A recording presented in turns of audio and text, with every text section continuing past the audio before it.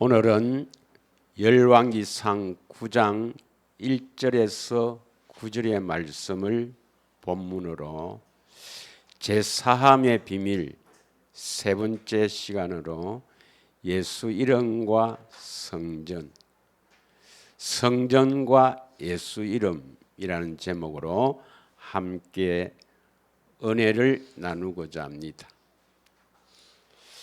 이 세상에 행복을 원하지 않는 사람이 어디에 있겠습니까? 다 행복을 원합니다. 그러나 각 사람마다, 각 가정마다 살펴보면 그렇게 행복하게 사는 사람이 많지 않은 것 같습니다. 사람마다 문제 없는 사람이 별로 없고 가정마다 문제가 없는 사람이 별로 없는 것 같습니다. 그런데 우리가 행복을 추구하면서도 어떻게 행복하게 살 수 있는가? 이것을 대부분 다 모르고 살죠.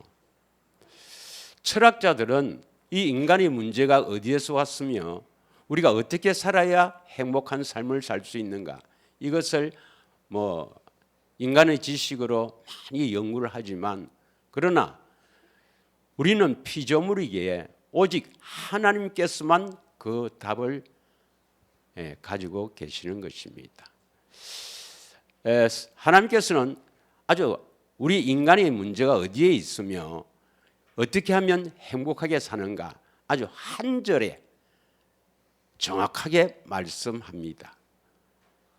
그래서 하나님께서 모세를 통해서 기록한 이 성경, 진리의 이 성경의 모세의 마지막 말씀입니다.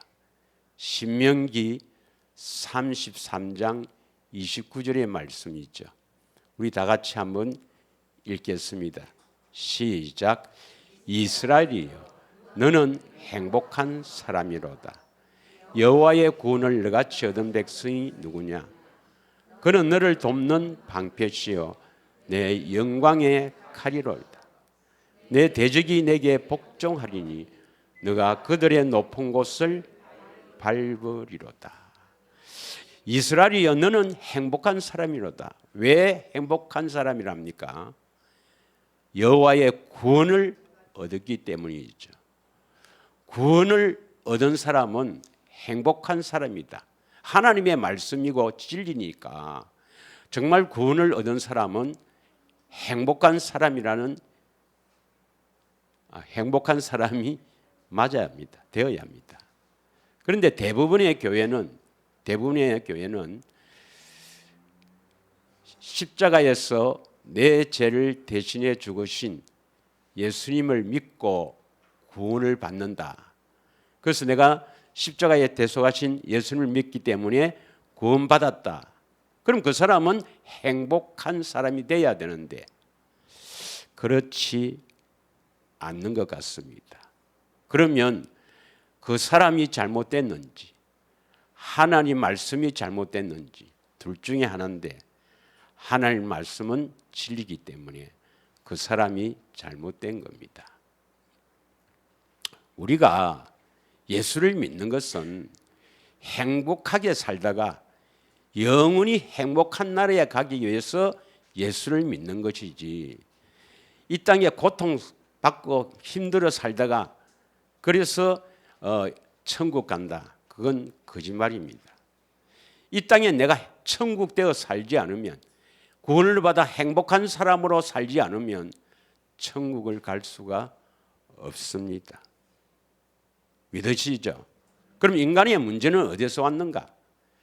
오늘 신명기 33장 29절 끝에 보면 내 대적이 내게 복종하리니. 그러면 우리의 대적은 누굽니까? 우리의 대적은 악한 영 마귀입니다. 마귀. 그래서 인간의 불행은 이 마귀에 의해서 저질러진 죄 때문에 불행하다. 이건 다 교회 다니면 알죠. 그러면 우리가 행복하려면 죄 문제가 해결돼야 되는데 죄 사함 받았다, 죄 용서 받았다. 그래서 행복해지는 건 아닙니다. 어떻게 해야 행복해지는가? 어떻게 해야 우리가 행복할 수 있는가?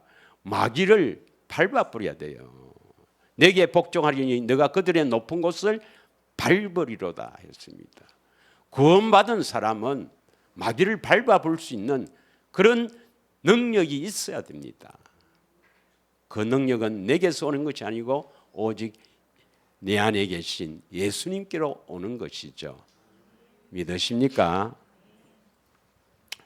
그래서 우리가 지난주에 예수 이름이 무엇인가 간단하게 복습하면은 이름은 그 사람의 인격이요 마음입니다. 이수신 장군 하면은 벌써 이수신 장군의 인격이 떠오르고 이수신 장군의 마음 연상되는 것처럼 이름은 인격이요 마음입니다. 그러면 예수 이름은 예수 마음이 있죠. 예수 마음은 어디서 나오느냐? 생명에서 나온다. 그래서 하나님의 생명의 이름이 예수이고 그 예수 이름은 바로 하나님의 생명, 영원한 생명, 영생이다. 그 영생에서 그 생명에서 나오는 예수의 마음으로 살아야 한다. 이게 지난주인데 오늘 역시 성전을 통해서 예수 이름의 비밀 그리고 제3의 비밀을 함께 은혜를 나누고자 합니다. 오늘 본문에 열왕기상 9장 3절을 다시 한번 읽겠습니다. 열왕기상 9장 3절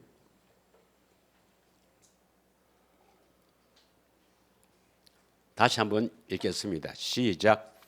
여호와께서 그에게 이르시되 너희 기도와 너가 내 앞에 간구한 바를 내가 들었은즉 나는 내가 건축한 이 성전을 거룩하게 구별하여 내 이름을 영원히 그곳에 두며 내 눈길과 내 마음이 항상 거기에 있으리니. 왜 성전을 건축합니까? 물론 이 성전은 솔로몬 성전이죠.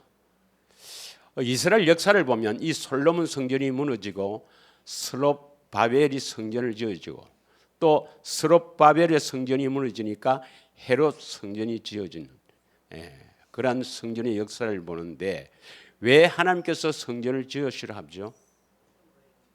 뭘 두기 위해서? 내 이름은 하나님의 이름 여호와의 이름입니다. 성전을 짓는 목적이 뭐냐? 하나님의 이름을 두기 위해서. 하나님의 이름을 두니까 하나님께서 뭡니까?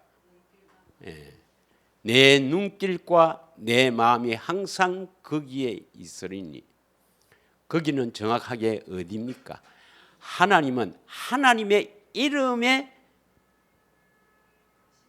눈길이 있는 것입니다. 관심이 있는 것입니다. 이 구절하고 똑같은 구절인데 여기서는 거룩하게 구별하여 내 이름을 영원히 거기에 두며 이걸 잘 기억하시길 바랍니다. 여러분 오늘 하나님의 말씀을 이렇게 들을 때 선포될 때 깨달으려면 성전 짓는 목적이 어디에 있는가 이걸 꼭 알아야 됩니다. 성전을 짓는 목적이 어디에 있습니까? 하나님의 이름을 두기 위해서 꼭 기억하시길 바랍니다. 하나님의 이름을 두기 위해서. 이거와 똑같은 구절이 역대하 7장 16절입니다. 역대하 7장 16절을 한번 보겠습니다. 시작. 이는 내가 이미 이 성전을 택하고 거룩하게 하여 내 이름을 여기에 영원히 있게 하였습니다. 내 눈과 내 마음이 항상 여기에 있으리라. 열왕기상 9장 3절과 같은 말씀이죠. 역대하 7장 16절의 말씀입니다. 이제 제가 묻겠습니다. 왜 성전을 짓습니까? 뭘 두시라고요? 하나님의 이름을 두시기 위해서. 그러면 하나님의 이름을 두시기 위해서는 반드시 성전을 지어야 된다? 믿으시죠? 이 성전은 거룩한 성전입니다. 거룩한 성전. 하나님은 거룩하신 분이니까 하나님의 집도 거룩해야 된다. 믿으십니까? 그런데 신약에는 이 성전이 어떻게 변했는가를 모릅니다. 많은 사람들이 예배당을 지어놓고 성전 봉헌식 한다고 초청을 해요. 할 수 없이 가긴 가지만 마음이 아픕니다. 이러면 안 되겠습니다만은 제가 잘 아는 선교사님도 예배당을 몇 개나 지었다고 자랑하면서 저를 초대한 적이 있습니다. 그 성전 봉헌식에 와서 설교 좀 해달라고. 저는 안 갑니다. 구약의 성전이 신약의 건물이란 말은 하나도 없습니다. 이 구약은 예표예요. 구약은 신약의 그림자요, 예표입니다. 그러면 신약에 와서는 성전이 어디가 성전인가? 먼저 참 사람으로 오신 예수님은 참 성전이죠. 믿으십니까? 예수님은 참 성전입니다. 요한복음 2장 19절부터 21절까지 한번 읽겠습니다. 18절부터 한번 읽어보면 요한복음 2장 18절부터 21절까지인데 18절에 보면은 이에 유대인들이 대답하여 예수께 말하기를 너가 이런 일을 행하니 무슨 표적을 우리에게 보이겠느냐 했는데 이런 일이라는 것은 그 앞에 읽어보면 성전 청결입니다. 예수님께서 그 성전 안에서 장사하는 사람들 채찍으로 다 몰아내는 성전 청결입니다. 성전 청결입니다. 기억하셔야 돼요. 성전 청결. 19절입니다. 시작. 예수께서 대답하여 이르시되 너희가 이 성전을 헐라 내가 사흘 동안에 일으키리라. 이 성전은 제3성전 헤롯 성전. 예수님 당시에 예수님이 육신을 입고 오신 이 당시의 성전은 헤롯 성전입니다. 내가 이 성전을 헐라 사흘 동안에 일으키리라. 이 성전을 헐라는 것은 눈으로 보이는 성전, 사람의 손으로 지은 이 성전은 예수님이 오셔서 다 허물어 버리는 겁니다. 그래서 실제로 성전은요 AD 70년에 로마의 디투스 장군에 의해서 다 무너졌습니다. 돌 하나도 돌 위에 남지 않고 다 무너뜨리는 사건이 일어났습니다. 그건 우연히 일어난 게 아닙니다, 여러분. 하나님의 어떤 섭리 가운데서 일어나는 겁니다. 이 눈에 보이는 성전, 우리 사람 손으로 지은 성전, 구약의 성전은 예수님이 오시면서 다 이건 필요 없는 성전입니다. 그래서 내가 사흘 동안에 일으키리라. 이 사흘은 바로 십자가 지시고 사흘 만에 부활해서 성전을 세우겠다는 것입니다. 예수님은 십자가 지셔서 부활하신 목적이 뭐냐면 택한 자에게 성전을 지으려고 이 땅에 오신 것입니다. 믿으십니까? 20절 유대인들이 이르되 이 성전은 46년 동안에 지었거늘 너가 3일 동안에 일으키겠느냐 하더라. 21절 읽겠습니다. 시작. 그러나 예수는 성전된 자기 육체를 가리켜 말씀하신 것이라. 예수님은 참 사람이자 참 성전을 오셨습니다. 그리고 예수님은 하나님의 이름으로 오셨어요. 이 이름은 천사보다 훨씬 뛰어난 이름이죠. 히브리서 1장 3절 4절을 읽겠습니다. 히브리서 1장 3절 4절 나같이 읽겠습니다. 시작. 이는 하나님의 영광의 광채시요 그 본체의 형상이시라. 그의 능력의 말씀으로 만물을 붙드시며 죄를 정결하게 하는 일을 하시고 높은 곳에 계신 지극히 크신 의 우편에 앉으시느니라. 그 인원이니까 바로 하나님의 아들 예수님입니다. 위에 보면 나와요. 예수님은 하나님의 영광의 광채시요 본체의 형상인데 그의 능력의 말씀으로 만물을 붙드시며 무슨 일을 하시고 성천하셨어요? 죄를 용서하는 일을 했습니까? 죄를 정결하게 하는 일을 했습니까? 죄를 정결하게 하는 일을 했습니다. 그리고 하나님 우편에 앉으시느니라. 4절, 그가 천사보다 훨씬 뛰어남은 그들보다 더욱 아름다운 이름을 기업으로 얻으십니다. 이름을 예수라 하라. 요한복음 17장 11절 12절에 우리가 지난주에 했지만 예수님께서는 나는 아버지께서 내게 주신 이름으로 그들을 보존하고, 요한복음 17장 11절 12절에 있습니다. 우리 지난주에 했습니다. 그래서 하나님께서는 아들을 이 땅에 보내실 때 뭘 주고 보냈어요? 하나님의 이름, 하나님의 이름을 주어서 보냈어요. 그 이름이 뭡니까? 예수죠. 예수란 뜻은 뭡니까? 죄에서 자기 백성을 구원. 이 구원이란 말은 헬라어로 보면 소조란 뜻인, 소조라고 하는데 해를 받지 아니하다 이런 뜻입니다. 그 많은 사람들은 이것을 죄에서 구원한다, 이것을 죄 용서, 그걸 믿으면 우리 죄를 용서하는 걸로 해석하는데 아니잖아요. 그 뜻이 뭐냐면 떠내려가는 것을 건져낸다 이런 뜻인데, 죄에서 구원한다 이 말은 뭡니까? 죄를 짓지 않게 한다. 죄의 배후에는 뭐가 있어요? 마귀니까 마귀에게서부터 건져낸다 이런 뜻입니다. 믿으십니까? 그 이름이 예수라는 이름의 뜻이고, 오늘은 예수 이름에 대해서 이야기를 합니다. 예수 이름. 자, 그런데 예수님께서는 참 사람으로 오신 예수님은 자신이 성령이면서 예수 이름을 얻었어요. 예수 이름을 받아 오셔갖고 무슨 일을 하느냐? 예수 이름으로 행했습니다. 무슨 일을 하든지 예수 이름으로 행했어요. 요한복음 10장 25절의 말씀을 보겠습니다. 요한복음 10장 25절의 말씀을 보면은 예수께서 대답하시되 내가 너희에게 말하였으되 믿지 아니하는도다.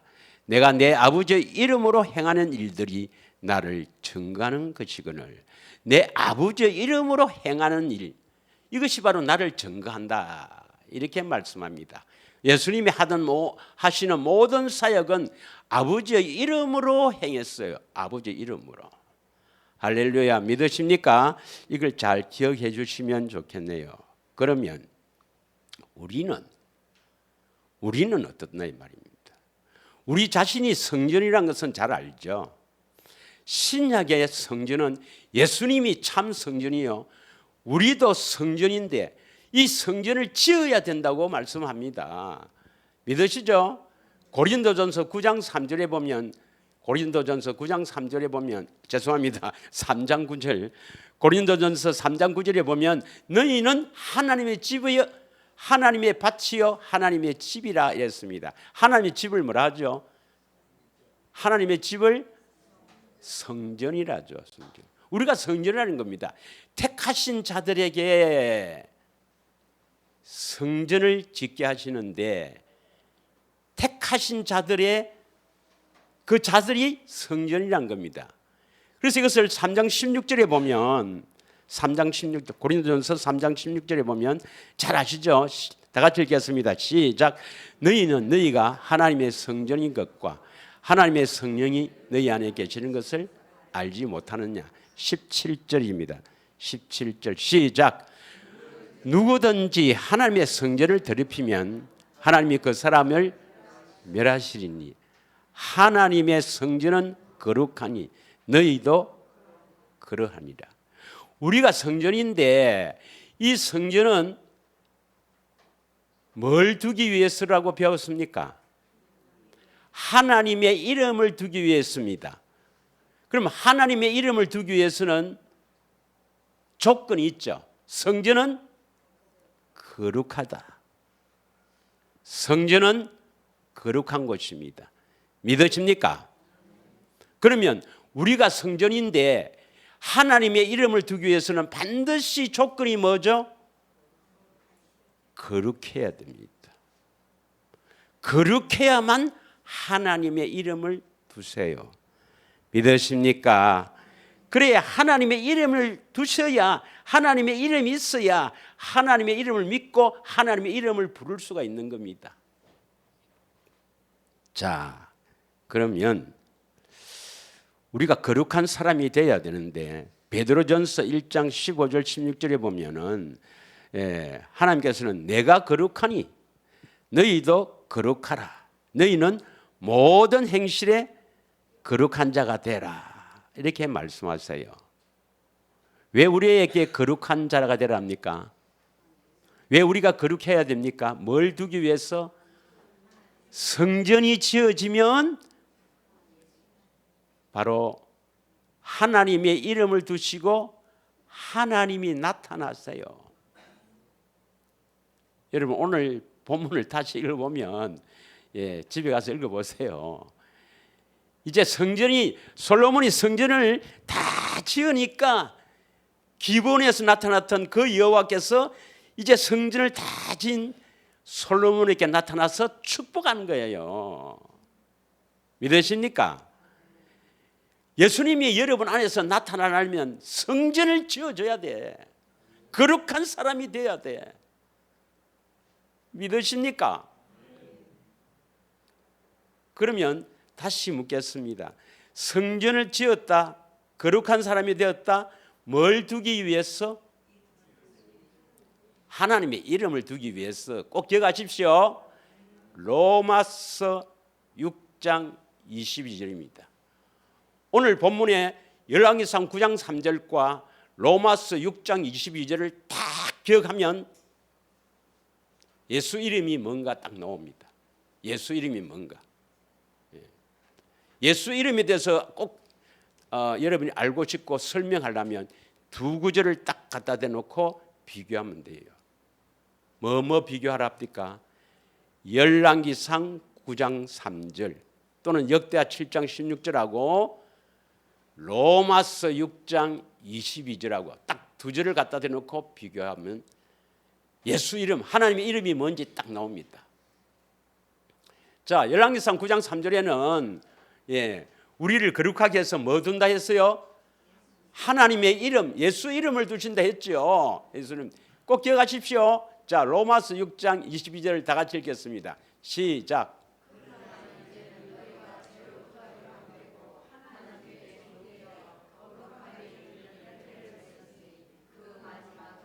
거룩함에 이르는 열매, 거룩하게 되었으니 뭘 둔다고요? 거룩하게 되었으니 그 마지막은 뭐라고? 영생. 영생이 뭐예요? 영원한 생명, 하나님의 생명. 믿으십니까? 그럼 두 구절을 비교할 때 거룩하니까 성전이 지어져서 거룩하니까 뭘 두었어요? 하나님의 이름을 두었다. 여기서는 거룩하니까 뭘 두었다? 하나님의 생명, 영생을 두었다. 그러면 하나님의 이름은 뭐예요? 하나님의 생명. 하나님의 이름이 뭐예요? 하나님의 생명. 예수님 하나님이시니까 예수라는 뜻은 죄에서 자기 백성을 건져낸다는 뜻이고, 예수 이름은 뭐예요? 예수 이름은 하나님의 생명의 이름입니다. 하나님의 생명. 믿으십니까? 그럼 하나님의 생명이 있으면 그 생명에서 나오는 것이 바로 마음이에요. 그래서 우리는 하나님의 생명을 얻어서 하나님의 생명을 얻은 것이 바로 뭐냐면 구원입니다. 구원. 생명을 얻었다. 구원을 얻었다. 그러면 생명에서 나오는 것이 마음이니까 그 마음이 하나님 마음, 그리스도의 마음으로 살아야 돼요. 그리스도의 마음이 있으면 거기서 뭐가 들립니까? 이제 그때 예수님께서 말씀합니다. 그 전에 하는 것은 성령님께서 하시는 것이고, 우리가 그리스도의 마음을 가지고, 다시 말하면 하나님의 생명을 가져서 그리스도의 마음이 있으면 그 마음에서 주님이 말씀하세요. 그 말씀을 듣고 우리가 거듭납니다. 살아납니다. 영이 살아납니다. 믿으십니까?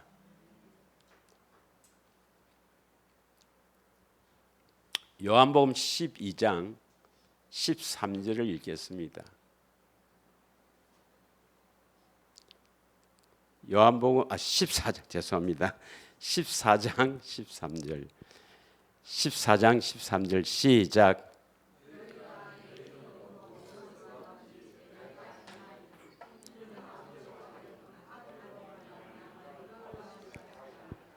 우리가 기도하고 난 뒤에 항상 예수님 이름으로 기도합니다. 왜 그렇게 하느냐? 이 구절 때문에 그랬다는 거죠. 그런데 기도해도 응답이 안 되지요. 그런데 이 구절에 보면은 내 이름으로 무엇을 구하든지 내가 행하리니 이는 아버지로 하여금 아들로 말미암아 영광을 받으시게 하려 함이라 했습니다.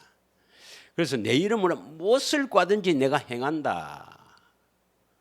그래서 우리가 예수 이름으로 기도합니다. 이렇게 내가 기도해 놓고 하늘 앞에 뭐 구할 거 기도해 놓고 이렇게 요 구절로 의지해서 예수 이름 기도하거든요. 근데 왜 응답이 안 돼요? 예수 이름이 뭔지를 모르기 때문입니다. 예수 이름이 뭐예요? 하나님의 생명의 이름.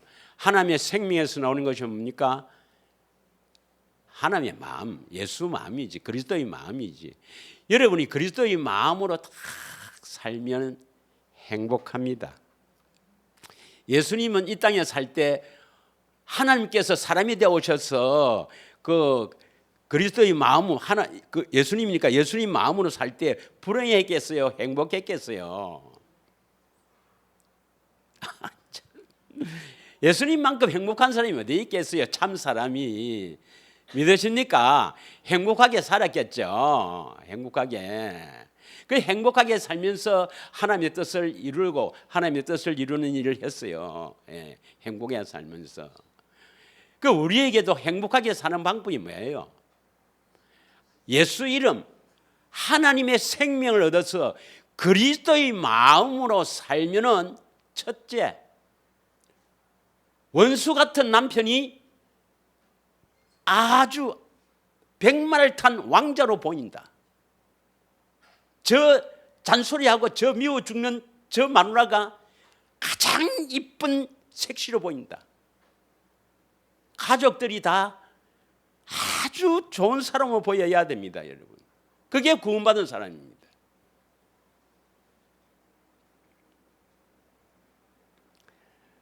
아이고, 내가 이런 이야기를 들으니까 참 마음이 아픈데, 어떤 사람이 자기 아버지가 장로 권사인데 사고 사서 나는 교회 가기 싫다.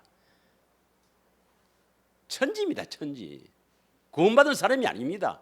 구원받은 사람은 하나님의 생명이 있어야 하나님 자녀지. 하나님의 생명이 있다는 것은 그 생명에서 나오는 그리스도의 마음으로 사는 자입니다. 그래서 골로새서 3장 17절에 보면 너희는 말이나 일이나 다 예수 이름으로 하라. 그리스도의 마음으로 살아라 이 말입니다. 우리 육신의 생명으로 사는 것은 하나님과 원수요. 예수의 마음으로 살아야 구원받은 자입니다. 믿으십니까? 그래서 우리가 일단 그리스도의 마음을 가지려면 어떤 조건이 필요하다 했습니까? 성전은 왜 지어요? 성전은 왜 지어요? 예수 이름, 하나님의 이름, 하나님의 생명, 그리스도의 마음을 얻기 위해서입니다. 그러면 성전은 거룩한 곳이니까 우리가 어떤 사람이 되어야 구원을 받습니까? 어떤 사람이 되어야 구원을 받습니까? 거룩한 사람이 되어야 구원을 받죠. 믿으십니까? 저쪽 동네는 놔두고 저쪽 동네는 거룩 안 해도 뭐 하여튼 뭐 제산 받았으니까 구원받는다 해서 뭐 거룩하기는 무슨 거룩해. 죄를 덜 맞은지 더 잘 싸우지 뭐. 그래도 구원받았답니다. 아닙니다, 여러분. 아니에요. 큰일 납니다. 영원한 지옥에서 끌끌 봐야 되지. 거룩한 사람이 아니면 구원 못 받아요. 다시 로마서 6장 22절 봐요. 로마서 6장 22절. 그러나 이제는 너희가 죄로부터 해방된다. 이 죄로부터 해방이란 것은 죄를 용서받는 겁니까? 죄에서 떠나는 겁니까, 여러분? 죄에서 해방된다. 죄의 배후에는 뭐가 있습니까? 마귀입니다. 마귀가 우리를 죄를 짓게 해서 결국 불행으로 이끌고, 그리고 죄와 사망의 법, 사망의 두름에서 벌벌 떨게 해서 찍어가는 거 아닙니까? 지옥으로. 마귀에게서 벗어나야 돼요. 믿으십니까? 죄로부터 해방되어야 된다. 마귀로부터 해방되어야 하나님께 종이 되어 거룩함에 이르는 열매를 맺었으니 그 마지막은 영생, 하나님의 생명을 주셔서 하나님의 생명으로 산다. 그리스도의 마음으로 산다 이 말입니다. 자, 에베소서 5장 26절, 27절 두 절을 읽겠습니다. 에베소서 5장 26절부터 읽겠습니다. 시작. 이는 물로 씻어 말씀으로 깨끗게 하사. 이 물은 예수님이 주시는 생수입니다. 예수님이 주시는 생수도 모르고 생수를 어떻게 마시는가도 모르면 구원하고는 전혀 관계없이 종교생활입니다. 요한복음 4장 14절에 보면 예수님께서 사마리아 여자와 대화하면서 내가 주는 물을 마시는 자마다 다시는 목마르지 아니하니 그 속에서 영생하도록 솟아나는 샘물이 되리라. 이 예수님이 주시는 생수가 뭔지를 모르면 구원이 안 돼요. 물로 씻어 말씀으로 깨끗하게 하사 거룩하게 하시고 그 다음 뭐가 됩니까? 영광스러운 교회가 되는 거라. 27절 자기 앞에 영광스러운 교회로 세우사 티나 주름 잡힌 것이나 이런 것들이 없이 거룩하고 흠이 없게 하려 하심이라. 믿으십니까? 레위기 20장 26절 한 줄만 하겠습니다. 레위기 20장 26절. 여러분은 그 주부에 있는 그 대생의 말씀을 다 찾아봐야 돼요. 다 같이 읽겠습니다. 시작. 너희는 나에게 거룩할지어다. 이는 나 여호와가 거룩하고 내가 또 너희를 나의 소유로 삼으려고 너희를 만민 중에서 구별을 하였습니다. 너희는 하나님 앞에서 거룩한 사람이 되어야 된다. 왜 거룩해야 되는가? 하나님의 소유로 삼으려고 너희를 만민 중에 구별하였습니다. 그 예수 이름의 비밀을 모릅니다. 그렇기 때문에 예수 이름의 비밀을 모르기 때문에 찰스 피니 같은 사람은 바로 예수님 믿는다 하면 바로 하나님의 자녀가 된다는 것이 요한복음 1장 12절을 두고 말씀하신 것인데 그 이름의 비밀을 모르기 때문에 그런 거예요. 요한복음 1장 12절에 보면 영접하는 자 부탁합니다. 전도사님. 영접하는 자 곧 그 이름을 믿는 자들에게는 그 이름을 믿는 자들을 이 말은 뭡니까? 그 예수 이름은 하나님의 생명의 이름 거룩한 사람이 되어서 하나님의 생명을 얻어서 하나님 마음을 딱 나타내는 게 보니까 이야 내가 어떻게 이런 마음을 가지노? 때로는 뭐 다 좋을 때도 있지만 때로는 저 믿고 잔소리 하는 저 아내가 와 이래 좋게 보이노? 와 이렇게 사랑스럽게 보이노? 이런 마음을 싹 넣으니까 아 내가 하나님의 생명이 있구나. 그래서 내가 그리스도의 마음이 나타나구나. 그래 이제 믿는 거라. 나타나니까 하나님의 마음이 다 나타나게 믿는 거라. 이런 사람에게 뭡니까? 하나님의 자녀가 되는 권세를 주신다 이 말입니다. 그런데 그런 거 아니고 예수 이름을 믿는다 말은 죄에서 자기 백성들을 건진다 하지도 아니에요. 죄에서 자기 백성을 구원시킨다. 이것은 죄사함이 구원이다. 그렇게 되어 있으니까 죄 용서받으면 된다. 그럼 여기서 바로 예수 믿는다 하면 바로 자녀가 된다는 즉각적 회개를 내세워갖고 온 세상을 망하게 한 겁니다. 거기에 영향을 받은 사람이 빌리그램 교회 성장주의로 나왔고 또 브라이트 박사 CCC 세계선교협회 또 베니힌 은사주의 넘어지고 자빠지고 뭐 번쩍번쩍 보이는 이런 거 거의 다 교회가 이 세 개 다 이 세 가지 중에서 하나씩 빠져 있습니다, 여러분. 다 빠져 있어요. 예. 불행한 겁니다, 여러분. 죽어봐야 알지. 그래서 그들이 믿는 교리는 첫째, 그리스도의 심판에서 걸리고요. 그리스도의 심판. 그러니까 마지막에 딱 죽어보면 압니다. 죽으면 알아요. 죽으면 내가 잘못된 길로 왔구나. 죽으면 알아요. 근데 그리스도의 심판에 걸리고, 두 번째, 믿는 자, 구원받은 사람들의 증거가 하나도 없고요. 증거가 없고 하나님의 경륜에 다 걸립니다. 다 걸려요. 그 성경도 안 맞아요. 안 맞겠습니다. 읽어보면 성경을 자세히 읽어보면 뭔가 이상할 거예요. 자, 오늘 제3의 비밀을 하려고 하는데요, 여러분. 사함은 두 가지가 있다 했죠. 지난주에 했는데 죄를 용서하는 것도 있고 죄에서 석방 자유라는 것도 있습니다. 그 사함이라는 단어가 헬라어 단어가 아페시스라는데, 아페시스라는 단어만 놓으면 그냥 용서라고만 해석해요. 그렇기 때문에 이 문제가 되는 겁니다. 문제가. 예. 그러나 지난주에 했죠. 아페시스라는 이 단어가 자유로 해석한 곳이 있다 그랬죠. 그게 어디랬습니까? 대책임 잘 안 하죠. 예. 누가복음 4장 18절에 보면 예수님께서 마귀의 시험을 이기시고 이제 그리스도의 사역을 선포하면서 예수님께서 하시는 사역을 이렇게 선포하면서 이사야 선지자의 예언을 들고 누가복음 4장 18절에 말씀하시죠.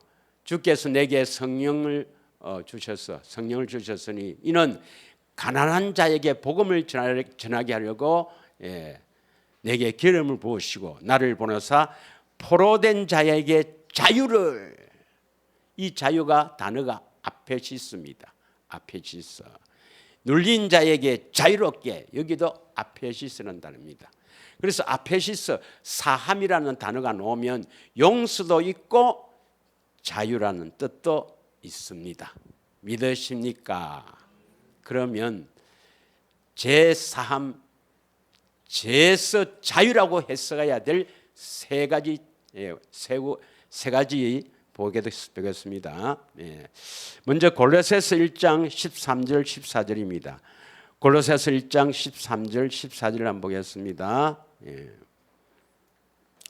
다 같이 읽겠습니다. 시작. 그가, 예수님입니다. 예수님. 그가 우리를 흑암의 권세에서 건져냈사 그의 사랑의 아들의 나라로 옮기셨다.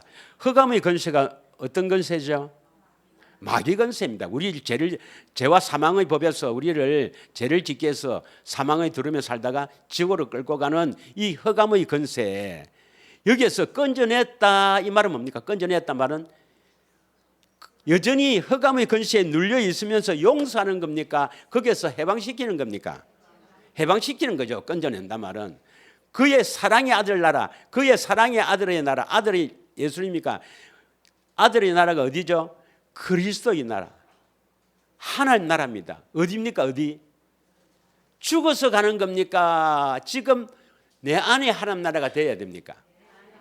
그래서 누가복음 17장 20절 21절에 보면 바리새인들이 하나님 나라가 언제 임합니까? 물었을 때 예수님께서 하나님 나라는 저기 있다 했습니까? 하나님 나라는 여기 있다 저기 있다 할 것이 아니라 네 안에 있느니라. 우리 안에 하나님 나라를 이야기했습니까?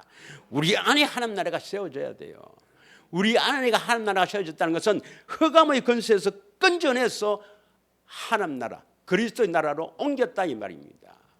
그럼 이런 사람은 죄를 지어요 안 지어요?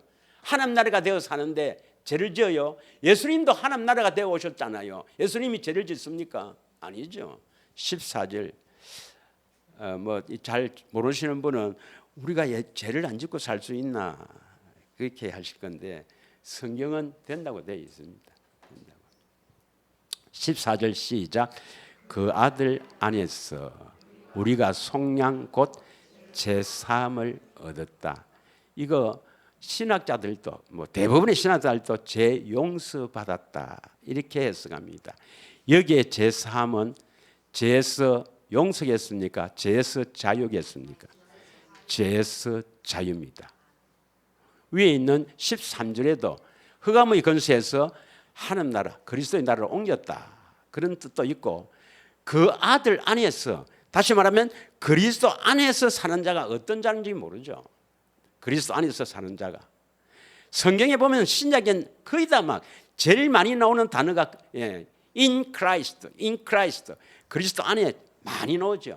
그리스도 안에서 사는 자가 어떤 자인가 몰라요. 이건 성령이 깨닫게 안 하면 모릅니다. 모르는 게 죄가 아니에요. 불쌍한 거지. 자, 요한일서 2장 6절을 읽겠습니다. 요한일서 2장 6절. 우리는 다 잘 알죠. 지식은 많은데 빨리 하나님의 생명을 얻어서 그리스도의 마음으로 살아야 될 건데, 그의 안에 산다고 하는 자는 그가 행하는 대로 자기도 행할지니라. 그가 누구예요? 그의 안에, 그리스도 안에, 예수님 안에 산다고 하는 자는 예수님이 행하는 대로 자기도 행할지니라.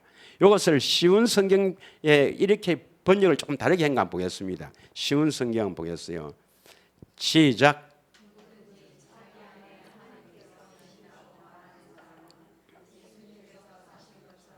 예수님께서 사시는 것처럼 살아야 되는데, 예수님처럼 사는 사람이 누굽니까? 그리스도 안에서 사는 자입니다. 예수님처럼 사는 자가 죄를 짓습니까? 안 짓죠. 죄에서 용서함을 받는 사람입니까? 죄에서 자유함을 받는 사람입니까? 요한일서 3장 4절에서 6절을 읽겠습니다. 요한일서 3장 4절에서 6절 시작. 그의 안에 산다고 하는 자는 그가 행하는, 아니, 요한일서 3장 4절 시작. 죄를 짓는 자마다 불법을 행하나니 죄는 불법이라. 5절. 그가 우리 죄를 없애려고 나타나는 것을 너희가 안 하니 그에게는 죄가 없느니라. 우리 죄를 용서하려고 나타난 것이 아닙니다, 여러분. 죄를 없애려고 나타났습니다. 믿으십니까? 6절. 그의 안에 거하는 자마다 범죄하지 아니하나니 범죄하는 자마다 그를 보지도 못하였고 그도 그를 알지도 못하였느니라. 그러면 범죄하지 않으려면 어찌해야 됩니까? 그리스도 안에 살려면, 다시 말하면 죄를 짓지 않으려면 어떻게 하면 될까요? 요 구절에 답이 있습니다. 요 구절에. 요한일서 3장 6절에 답이 있어요. 어떻게 하면 될까요? 왜 죄를 짓습니까? 그를 보지도 못하였고 알지도 못하였다 이 말입니다. 예수님의 소원이 뭔지를 모르면, 그래서 예수님의 소원이 뭔지를 모르면 구원받을 수가 없습니다, 여러분. 없어요. 교회 다니도 예수님 소원이 뭔지를 들어봐야지 알지. 성령을 믿을지 목사 말을 믿을지는 자기가 선택하지 뭐. 대부분이 성경을 안 믿어요. 이렇게 해줘도 안 믿습니다. 내가 경험한 바에 의하면 10명 중 한 서너 명만 믿고 대부분이 한 60% 내지 70%는 안 믿고 가버려요. 할 수 없죠. 뭐. 내가 예수님도 아니고 내가 뭐 그들의 마음을 열 수도 없고 내가 성령도 아니고 나는 뭐 보잘것없는 사람인데 뭐. 자 보세요.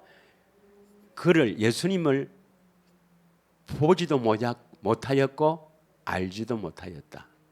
바꾸고 말하면 그를 보고 알면은 죄를 짓지 않는 거예요. 그럼 예수님을 보는 사람은 복이 있어요, 없어요? 지금은 예수님이 어디에 오셔야 됩니까? 내 안에 오셔야 되잖아요. 내 안에 오셔야 되죠. 그래서 마태복음 13장 16절에 보면 예수님께서 하나님 나라 천국의 비밀을 하면서 너희는 봄으로 들음으로 복이 있다. 이해가 갑니까? 보고 들음으로 복이 있다. 성경을요, 요한복음 자세히 읽어보면요, 보고 듣는 거 많이 나옵니다. 많이 나와요. 예수님의 소원도 뭐예요? 예수님의 소원도 보고 듣고 예수님을 아는 것 아닙니까? 예수님 아는 거. 이게 예수님 소원 아니에요. 오직 했으면 예수님이 이걸 소원으로 두시겠습니까? 그래서 그리스도 안에 산다 하는 것은, 그리스도 안에 산다는 것은 그를 보고 아는 사람인데, 그리스도 안에 산다는 것은 하나님의 생명으로 사는 사람입니다. 왜? 그 안에 뭐가 있어요? 생명이 있단 말이에요. 예수님 안에.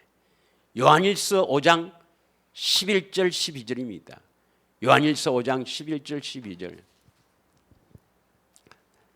요한일서 5장 11절 12절. 조금만 더 하고 마치겠습니다. 11절 12절 다 같이 읽겠습니다. 시작. 또 증거는 이것이니 하나님이 우리에게 영생을 주신 것과 이 생명이 그의 아들 안에 있는 것이라. 아들 안에 생명이 있습니다. 그래서 아들 예수님 그리스도 안에 생명이 있기 때문에 이 생명을 얻으려면 반드시 뭡니까? 그리스도 안으로 들어가야 돼요. 그리스도 안으로 들어간다. 예수님은 또 하나님 나라로 오셨기 때문에 하나님 나라로 들어간다. 이것을 하나님 나라로 침입한다고 표현한 겁니다. 하나님 나라 안으로 들어가야 돼요. 그 길은 뭡니까? 거룩하게 되는 길입니다. 이 길은 뭡니까? 좁은 길이죠. 좁은 길. 좁은 길을 안 가고 구원받는다. 이건 거짓 선지자입니다. 내 말이 아닙니다, 여러분. 내 말이 아니에요. 성경에 나와 있죠. 거룩하게 되는 길을 몰라요. 생명나무의 길을 몰라요. 생명나무의 열매를 따먹어야 영생인데 생명나무의 길을 가지도 않고 그냥 예수 믿으면 구원받는다. 우리를 속이는 겁니다, 여러분. 그 사람들은 이런 말 하면 좀 안 됐지만 성경에 보면 지도 못 들어가고 들어가려고 심령이 가는 자를 들어가지도 못하게 막는 자입니다. 그게 거짓 선지자 아닙니까?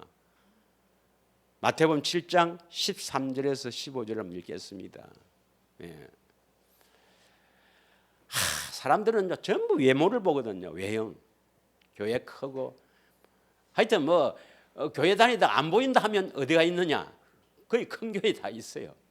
큰 교회 다 앉아가 그걸 뭐 안 와도 모르고 뭐 한 달 안 나가도 찾지도 않고 뭐 얼마나 좋아요. 그래가 또 뭐 참 이렇게 또 오케스트라나 또 하고 또 목사님은 또 얼마나 또 버틀이 좋고 설교를 잘합니까? 그래서 아니 뭐 큰 교회가 다 나쁘다는 게 아니고 바르게 가르치면 어디든지 다 좋죠. 다 같이 읽겠습니다. 시작. 좁은 문으로 들어가라. 멸망으로 인도하는 문은 크고 그 길이 넓어 그리로 들어가는 자가 많고 14절 생명으로 인도하는 문은 좁고 길이 협착하여 찾는 자가 적음이라. 14절 다음에 몇 절이죠? 15절 한번 읽겠습니다. 거짓 선지자들을 삼가라. 양의 옷을 입고 너희에게 나오나 속에는 오락질하는 일이라. 근데 문제는 이 거짓 선지자가 자기가 거짓 선지라는 것을 알겠어요? 모릅니다. 자기는 참 선지자고 아주 하나님의 큰 종인 줄 알고 있습니다. 그러나 조금 후에 보면 7장 22절에서 23절 보면 주의 이름으로 선지자 노릇하고 주의 이름으로 귀신을 쫓아내고 주의 이름으로 능력을 행하지 아니하였나이까 이렇게 이야기해요. 22절에. 이 말은 뭐냐면 대단한 일을 했다 이 말이죠. 그래서 무슨 상을 주실랍니까? 이러니까 예수님께서 잘했다 이 착한 종아 내가 네게 무엇을 줄 거 안 하고 23절에 뭐랍니까? 참 불행한 사람이죠. 불행한 사람 많습니다. 우리는 반드시 거룩한 길을 가서 거룩한 사람이 되어야 뭘 얻는다고요? 하나님, 예수님이 그때 하나님의 생명을 주세요. 그 생명에서 나오는 그리스도의 마음으로 살아야 주님이 말씀합니다. 주의 음성 듣기는 뭐 책이 얼마나 많습니까? 시중에 주의 음성을 들어야 된다 하니까 막 각각 간증도 많고 있지만은 그러나 성경은 거룩한 사람이 되어야 합니다. 거룩한 사람이 아닌데 들린다. 조심해야 됩니다. 조심해야 돼요. 자, 두 번째는 뭐냐? 예수 피입니다. 예수님의 피는 무슨 언약을 이루시기 위해서입니까? 새 언약의 중보자입니다. 새 언약 이야기만 하면 신천지인지 헌천지인지 뭐 그 이야기 하니까 새 언약을 못하도록 딱 마귀가 막아놓은 거예요. 아닙니다. 예수님이 십자가 피를 자신의 몸을 찢어서 흘린 그 보혈을, 십자가에 그 흘리신 그 고귀한 보혈을 바르게 알지 못하고 바르게 믿지 못하면 구원이 될 수가 없죠. 자신을 십자가에서 그 고귀한 보혈을 흘렸는데 십자가의 능력을 바르게 알지 못하면 구원이 안 되죠. 마귀는 어떻게 막아놨는가? 마태복음 26장 28절을 봅니다. 마태복음 26장 28절.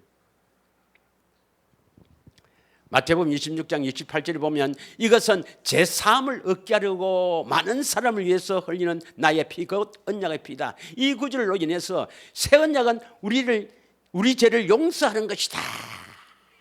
그래서 예수님은 언약은 에덴 언약과 새 언약 두 개 있는데, 피를 흘린 것은 두 개 있는데, 에덴 언약은 시내산에서 세운 언약이고 죄를 깨닫게 하는 것이고 그리스도께 인도하는 모학 선생이고, 그 다음에 예수님이 십자가에서 피를 흘린 것은 우리 죄를 용서하기 위해서 피를 흘린 것이다. 그거 믿으면 구원이다. 그래서 온 천지가 망하고 있습니다. 그러면 이 사함이, 피를 흘린 이 사함이 용서겠어요, 자유겠어요? 예. 죄에서 자유라는 것이 다른 구절에 많이 나와 있거든요. 다른 구절이 많아야 있습니다. 시간 관계상 한 절만 딱 이야기하겠습니다. 한 절만.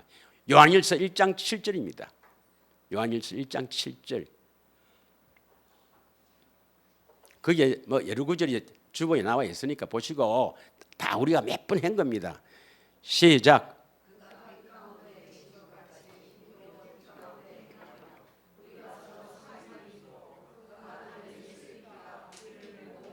그 아들 예수의 피가 우리를 모든 죄에서 깨끗하게 하실 것이라 되어 있습니다. 예수님의 십자가의 보혈은 새 언약의 중보자로 새 언약을 이루어 주시는 우리 주님은 왜 피를 흘렸는가? 우리를 죄에서 깨끗하게 하려고, 마귀에게서 해방시키려고, 죄에서 우리를 구원하려고 피를 흘린 겁니다. 믿으십니까? 그런데 제3, 죄 용서한다고 전부 그렇게 해석해 버리갖고 에베소서 1장 7절을 어떻게 해석하느냐? 에베소서 1장 7절을요. 참, 뭐 이것은 뭐 내가 뭐 여러 사람 것도 또 신학자들 안 봅니까? 보면 다 그렇게 해놨겠어요. 뭐 호크마든 뭐 하여튼 뭐 유명한 신학자들도 다 그렇게 해서놨어요. 마음이 아픕니다. 그럴 수밖에 없는 게 이것은 사람의 지혜로서는 될 수가 없어요. 예. 오직 성령의 가르침이 아니면 구원받을 수가 없게 되어 있습니다. 다 같이 읽겠습니다. 시작. 우리는 그리스도 안에서 그의 은혜의 풍성함을 따라 그의 피로 말미암아 속량 곧 제사함을 받았다. 그의 피가 바로 언약의 피거든. 그래서 새 언약은 우리 죄를 용서하니까 그의 피로 말미암아 속량은 구속입니다. 내 것이다. 하나님 것이다. 하나님이 내 것이다 하는 겁니다. 죄 용서 받아서 하나님이 내 것이다. 다 죄 용서로 해석합니다. 그렇습니까? 피는 뭐예요? 우리 죄를 깨끗게 하는. 그러면 이 제사함은 뭡니까? 제사함은 죄 용서입니까? 죄에서 자유입니까? 그래서 뭐 어떤 단체에 가면 제사함과 거듭남의 비밀 잘 알죠? 뭐 피 뭐 그분이 하잖아요. 예. 제사함과 거듭남의 비밀. 그래서 뭐 유명한 가수 중에서 뭐라는 사람도 이 제사함, 우리가 십자가에서 예수님이 우리 죄를 대신해 죽은 것을 깊이 깨닫고 그것을 깨달은 날 구원받은 날이다. 그러면서 제사함과 거듭남의 비밀이라는 타이틀을 걸고 얼마나 사람을 미혹합니까? 그 교회나 그 교회나 저 교회나 다 죄 용서 받으면 구원받는다. 그 말이나 다 같은 겁니다, 여러분. 아닙니다, 여러분. 예수님께서 그 고귀한 보혈을 흘렸을 때는 새 언약을 이루시는 그 고귀한 보혈은 우리를 깨끗게 하시는 것입니다. 믿으십니까? 우리를 죄에서 깨끗하게 해서 행실도 깨끗해야 돼요. 행실도. 시간 관계상 그만할 일은 한번 보겠습니다. 베드로전서 1장 18절 19절인가요? 한번 보겠습니다. 베드로전서 1장 18절 19절. 예. 베드로전서 1장 18절 너희가 알거니와 너희 조상이 물려준 헛된 행실에서 대속함을 받은 것은 은이나 금같이 없어질 것으로 된 것이 아니요 19절 오직 흠없고 점없는 어린 양 같은 그리스도의 보배로운 피로 된 것이라. 그러니까 예수 그리스도의 보배로운 피로서 18절 다시 돌아와서 헛된 행실에서 대속함을 받은 것. 또 대속이 나오니까 봐라 우리 죄를 대속한 거 아닌가 이렇게 이야기하는데 아니 헛된 행실에서 대속하기인데 이것을 쉬운 성경으로 한번 보겠습니다. 번역을 조금 이렇게 바르게 하는 건 보겠습니다. 시작. 여러분도 알다시피 이전에는 아무 가치도 없는 방식에 매여 살았습니다. 그것은 여러분이 조상이 물려준 헛되고 쓸모없는 것입니다. 하지만 이제 여러분은 그러한 무가치한 삶에서 구원을 받았습니다. 금이나 은같이 없어질 말 어떤 것을 대가로 치는 것이 아니요 바로 그리스도의 보배로운 피로 뭡니까? 무가치한 삶에서 구원을 받았다 이 말입니다. 우리의 삶이 십자가의 그리스도의 보배의 피를 믿어서 그리스도의 이름으로 살면 예수 이름으로 살면 그리스도의 마음으로 살면 거기서 주님이 말씀하세요. 그 말씀을 듣고 이렇게 하라 뭐 이렇게 사랑을 베풀어라. 하나님은 사랑이 있으니까 거기서 주님 음성은 전부 사랑을 주님의 그 사랑을 나타내는 그 사랑입니다. 누구부터 문제 하느냐? 가족부터 문제예요. 나에게 먼저 하고 나에게 먼저 하고 나서 그 다음에 가족입니다. 가족. 그 사랑을 베푸는 그 주님의 부조는 그 음성을 듣고 우리가 행하거든. 그 행하는 것은 이제는 무가치한 삶이 아니라 영원하는 게 영원히 하나님께서 인정하는 삶입니다. 그게 선한 일입니다. 믿으십니까? 이걸 현대인 성경으로 한번 옮겨보겠어요. 현대인 성경으로. 여러분도 알고 있겠지만 여러분이 조상에 전해준 무가치한 생활 방식에서 여러분이 해방된 것은 바로 은이나 금같이 없어질 것으로 된 것이 아니라 그리스도의 보배로운 피로 된 것이다 말입니다. 그래서 여러분의 그 삶도 그리스도의 보배로운 피로 인해서 새 언약이 이루어져 거룩한 삶을 살게 될 때 그것이 바로 가치 있는 삶이 되는 것입니다. 믿으십니까? 한 구절만 더 합니다. 바로 누가복음 24장 47절 지난주에 했죠. 지난주에 누가복음 24장 4절 또 회개하여 죄를 용서받는 이 기쁜 소식이 예루살렘의 스자가 아니 우리 성경을 이게 또 용서를 해석하면 안 되거든요. 그럼 이걸 모르니까요. 제 삶이 용서도 있고 자유란 것을 모르기 때문에 그 전부 제 삶만 너무 용서를 해석해 버린다니까. 그러면 안 된다니까. 자, 이건 십자가에서 부활하신 후에 그 엠마오로 내려가는 두 제자에게 나타나셔서 성경을 풀어주시고 그들이 이제 예루살렘에 올라가서 베드로와 그 사도들에게 주님이 나타나셨다 하면서 이제 베드로가 말씀합니다. 또 그의 이름으로 제사함을 받게 한다. 그의 이름으로 예수 이름으로 제사함을 받는다. 예수 이름으로 제사함을 받는다는 것은 예수 이름이 뭐죠? 다른 말로 하나님의 생명의 이름. 그 생명에서 나오는 그리스도의 마음. 그리스도의 마음으로 죄 용서받습니까? 죄에서 자유함을 받습니까? 죄에서 이건 자유입니다. 자유. 그래서 죄에서 자유로 해석해야 될 것은 세 가지로 배웠죠. 세 가지로. 첫째는 뭐였습니까? 첫째로는 죄에서 우리가 죄사함 나오면 죄에서 자유로 해석해야 될 것이 첫째는 그리스도 안에서 죄사함은 죄에서 자유입니다. 그리스도 안에서 아들 안에서 예수 안에서 예수 그리스도 안에서 하여튼 그리스도 안에서 죄사함 나오면 죄에서 자유로 해석해야 됩니다. 믿으십니까? 또 그리스도의 피로 말미암아 제사함. 피가 나오고 제사함 나오면 뭡니까? 피가 나오고 제사함 나오면 자유로 해석해야 됩니다. 또 자유로 해석할 것이 금방 배웠잖아요. 예수 이름으로 제삼 놓으면, 이름이 나오고 제삼 놓으면 자유로 예수합니다. 그러나 앞에 세례가 있으면 아닙니다. 세례가 있으면. 요거는 제삼을 받으려면 내가 예수 이름이 있어야 되죠. 내가 예수 이름이 있어야 되죠. 요거는 제 용서입니다. 예수 이름으로 죄송합니다. 죄에서 자유입니다. 죄에서 자유. 믿으시죠? 그런데 사도행전 2장 38절에 보면 앞에 세례가 나오면 요거는 자유가 아닙니다. 왜? 세례는 내가 세례 받을 때 목사님으로부터 세례를 받으니까 목사님은 예수 이름을 가져야 돼요. 세례를 줄 수 있는 사람은 예수 이름을 가져야 돼요. 원래 세례는 예수 이름으로 세례를 주기 때문에 내가 예수 이름을 가져야 되고, 세례를 받는 사람은 아직 예수 이름이 없어요. 앞으로 예수 이름을 가지겠다. 내가 죽고, 원래 그 세례란 말은 죽고 살아나는 거든. 내가 성령을 받아서 죽고 살아나는 것이 세례를 받는 의미입니다. 의미. 그때는 재용서 받는 거예요. 재용서. 세례란 말이 있을 때는. 이때는 뭡니까?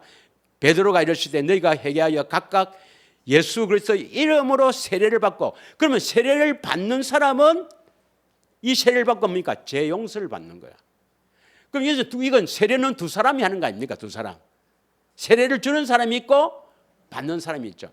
받는 사람은 세례를 받는 사람의 제사함은 뭡니까? 재용서입니다. 용서. 세례란 말이 들어가 있을 때는 이해하시겠습니까?